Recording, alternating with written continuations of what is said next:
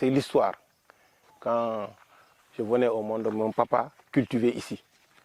Donc je suis né ici, j'ai grandi ici. Donc c'est pour cela que j'ai pensé à revenir, faire les mêmes activités que mon parent faisait.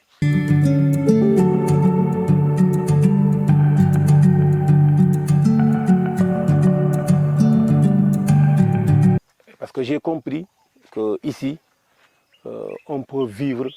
Ici au Sénégal, nous pouvons rester, vivre et avoir de l'argent, faire un peu le business et réussir. C'est pour cela que j'ai préféré venir ici, parce que les ressources sont là.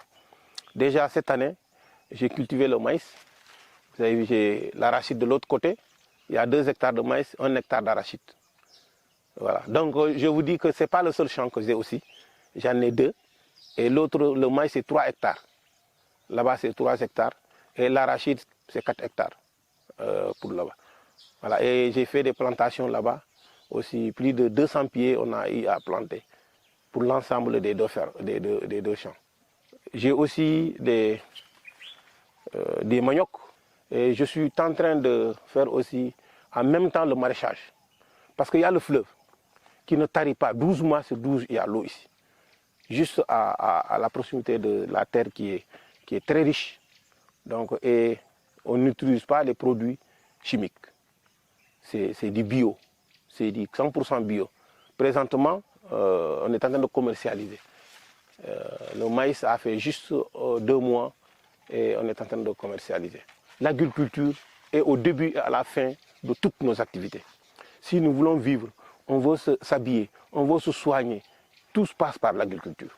Donc aujourd'hui, moi je ne trouve pas d'intérêt. Laisser cette terre culturelle, laisser ce fleuve et aller jusqu'à l'extérieur pour aller cultiver pour quelqu'un en tant que manœuvre ou bien ouvrier. Non. Je préfère cultiver pour moi, d'abord nourrir ma famille, parce que mes enfants, chaque fois ils viennent ici, ils mangent. Les enfants des habitants viennent aussi, ils prennent, ils mangent. Et même les animaux se nourrissent. Nous, on dit que c'est bien pour l'agriculture, tu nourris autant de monde autour de toi, l'environnement, tout vit. Donc c'est pour cela que moi j'ai préféré l'agriculture.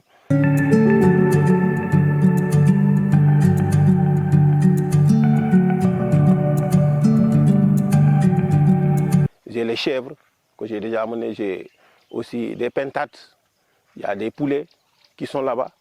Donc dans le temps, je voudrais ici que ce soit une ferme où, parce qu'ici il y a les mariages, il y a les baptêmes, il y a des étrangers qui viennent, il y a les campements.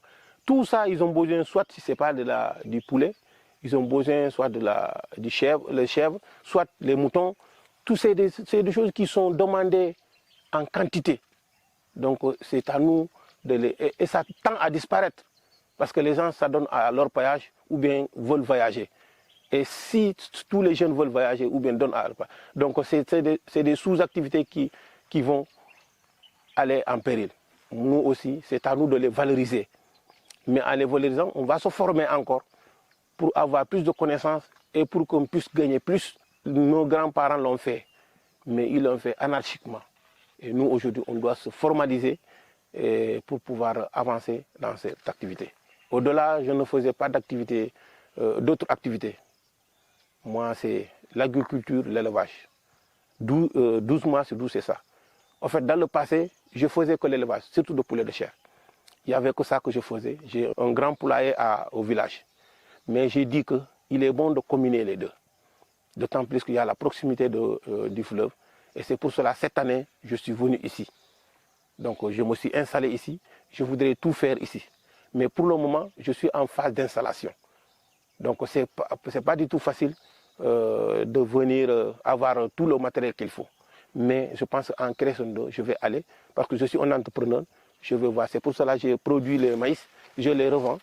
Et après, la recette, je vais pouvoir acheter quelques équipements.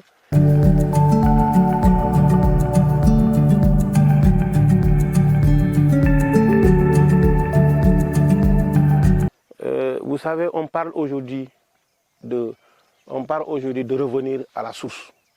Il faudrait que nos enfants connaissent que nos parents faisaient ça. Et qu'eux aussi, ils viennent, ils continuent la même chose. Dès que certaines pratiques ont disparu, c'est ce qui a instauré certaines violences. Parce qu'auparavant, je me rappelle, tu n'osais pas dépasser un vieux sans le saluer. Tu n'osais pas crier fort devant quelqu'un qui a le même âge que ton papa.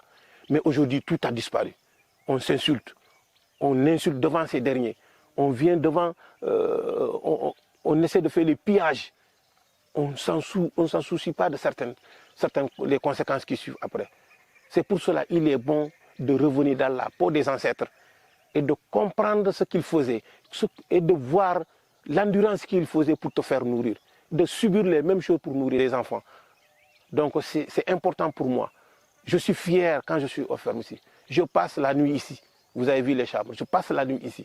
C'est une fierté pour moi. J'ai vu mes parents ne passaient pas là, mais moi je me suis dit je passe la nuit. Je reste ici. Parce que je pense qu'il est bon aujourd'hui. Et c'est là que je vais profiter pour dire à la jeunesse.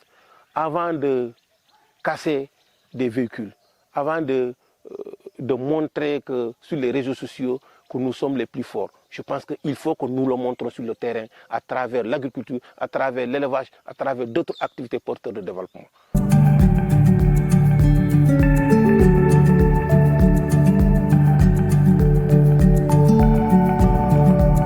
Les difficultés sont énormes. Très sincèrement, les difficultés sont énormes. Mais un bon entrepreneur doit savoir comment contourner les difficultés. D'abord, il y a les problèmes de finances. Et même avoir la main-d'œuvre locale est très difficile. Donc vous voyez, cette année, j'ai commencé, je veux faire le maraîchage. Mais on n'a pas de motopompe, je n'ai pas de système d'irrigation. Et tout ça, c'est pour cela que je vends ça, c'est maïs. Et pour que ce que je vais gagner, c'est ce que je dois faire pour acheter les systèmes d'irrigation, les motopompes et tout ça. Mais ce n'est pas clôturé aussi, c'est un risque.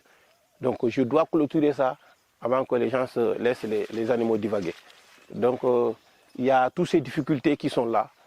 Il y a ce problème financier qui me permettra d'avoir, même les chèvres, là où ils sont, ce n'est pas un enclos normal. Il faudrait faire un enclos normal. Même mes chèvres peuvent venir gâter ici, donc si ce n'est pas bien clôturé. Donc pour que je puisse combiner les eaux, je dois avoir la clôture, je dois avoir le système d'irrigation, parce qu'il y a déjà l'eau, mais je compte aussi faire des cases dans le fleuve pour produire, le poisson.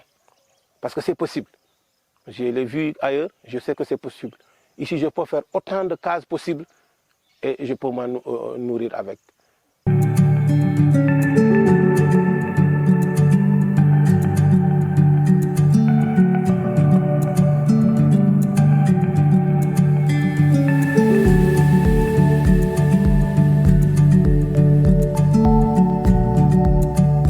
Mais pour le moment, financièrement, ça me cause d'énormes problèmes et j'ai besoin aussi de beaucoup de formations.